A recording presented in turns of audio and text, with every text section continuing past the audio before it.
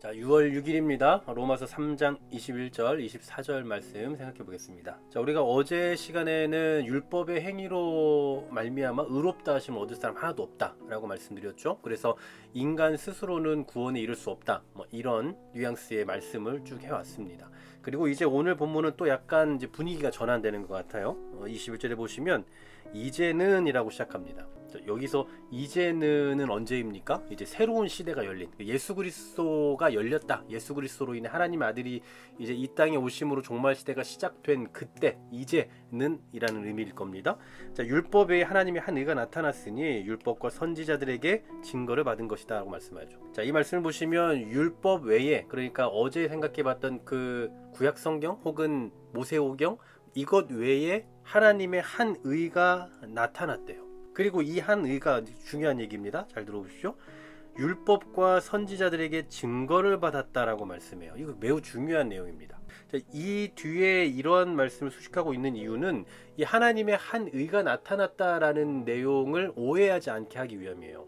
그러니까 율법 말고, 율법이라는 것이 아닌 율법 말고 하나님의 한 의, 이게 새롭게 나타났는데, 자칫 우리가 오해하면 과거에는 율법으로 인해서만 구원을 받았지만 이제는 막 갑자기 나타난 새로운 하나님의 한 의이신 예수 그리스도로 인해서 구원을 받게 된다, 이게 아니란 얘기죠. 이렇게 얘기하면 구약 시대는 율법으로 구원을 받았고 신약 시대는 예수로 구원받는다, 이렇게 나오게 되는 거예요. 근데 지금 사도 바울은 이러한 오해를 불식시키기 위해서 뭘 말하고 있는 겁니까?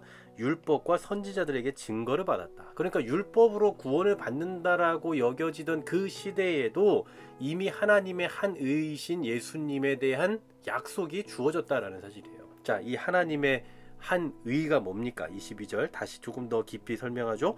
예수 그리스도를 믿음으로 말미암아 모든 믿는 자에게 미친 하나님의 의다 라고 말씀하죠. 너무나도 명확하게 하나님의 한 의는 뭐라고 말씀해요? 예수 그리스도예요. 그런데 예수 그리스도가 한 의인데 그냥 한 의가 나타나면 끝나는 것이 아니라 그 뒤에 어떤 게 필요합니까?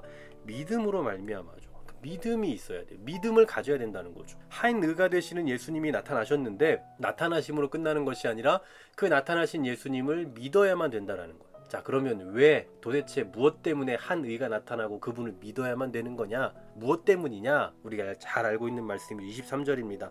모든 사람이 죄를 범하였으며 하나님의 영광이 이르지 못하더니 라고 말씀해요. 모든 사람은 죄인입니다. 그러니까 여기에서 예외가 될 수 있는 사람은 아무도 없어요. 그러면서 그 모든 사람이 죄인인데 좀 더 구체적으로 하나님의 영광이 이르지 못한다라고 얘기해요. 여기에 대해서 존 머리라는 학자는 한 4가지 정도로 또 해석을 하더라고요.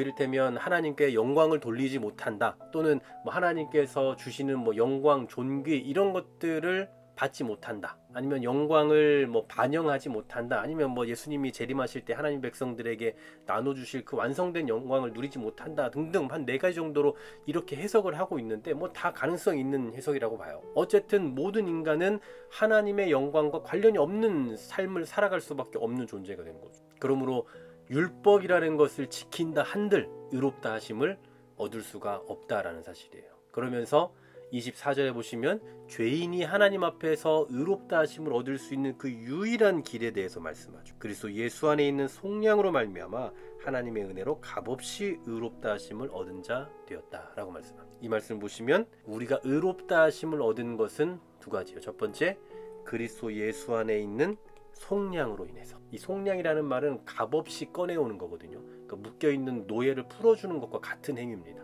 바로 예수님께서 우리를 그렇게 속량해 주셨다. 2번째로는 하나님의 은혜로 값없이 의롭다 하심 받았다. 여러분, 값이 없다라는 말은 하나님의 은혜로 되었다라는 뜻이지 값이 지불되지 않았다라는 얘기 아니에요. 그러니까 굉장히 싼 거다, 이 얘기 절대 아닙니다. 분명히 값이 지불됐어요. 실제로는 영적으로 보면 예수님의 그 피값으로 사셨잖아요. 그러니까 값은 지불됐지만 우리가 지불할 값이 없다라는 얘기일 뿐인 거죠. 바로 그로 인해 우리가 하나님으로부터 의롭다 하심을 받게 되었다. 자, 의롭다 하심을 받았다. 이것도 굉장히 법적 용어로 나오고 있어요. 의롭다 하심을 얻었다. 근데 이 표현을 잘 보십시오. 의로워졌다가 아니라 의롭다 하심을 얻은 자가 되었다라고 말해요. 무슨 얘기인지 이해가십니까? 우리 스스로에게는 하나님의 법정에 내세울 수 있을 만한 그런 의가 없는 거예요. 오직 하나님께서 은혜를 베풀어 주심으로 예수 그리스도 안에 있는 그 속량으로 말미암아 이루어진 일일 뿐이지 우리의 행위에 근거된 게 절대 아니다라는 사실. 만일 하나님 앞에 우리의 행위로 구원을 얻으려고 한다면 아마 아무도 구원받을 수 있는 사람이 없어요. 아무도요. 왜냐하면 모든 인간은 죄인이기 때문입니다. 그러므로 하나님의 영광에 이를 수 없는, 하나님의 영광에 이르지 못했던 우리가 하나님 앞에 나아갈 수 있다는 게 얼마나 큰 은혜인가를 기억할 수 있습니다. 우리의 모든 삶의 뿌리, 신앙인의 모든 삶의 뿌리는 바로 여기서부터 시작되어야 됩니다. 여기에서부터 우리의 신앙생활은 출발되어야 되는 거예요. 근데 이 은혜가 상실되면 그럼 우리 삶의 기쁨도 상실될 수밖에 없는 거죠. 이 말씀을 보면서 이러한 은혜에 대해서 좀 너무나 많은 감각이 좀 상실된 거 아닌가, 저 스스로부터 좀 돌아보게 되었는데, 오늘 아침에는 여러분 이 은혜를 좀 다시 한번 좀 상기하실 수 있으면 좋겠습니다. 우리는 의롭다 하심을 얻은 자가 되었어요. 우리의 힘으로, 우리의 의지로, 우리의 능력으로, 우리의 행위로 된 것이 아니라 오직 예수 그리스도의 그 속량하심으로, 하나님의 은혜로 값없이 선물로 주어진 것을 지금도 우리는 누리고 있고 오늘 하루도 누리게 된다는 사실 기억하시면서 다시 한번 감사로 이 하루를 시작하는 우리 모두가 되시기를 간절히 소망합니다. 주님 정말 감사합니다.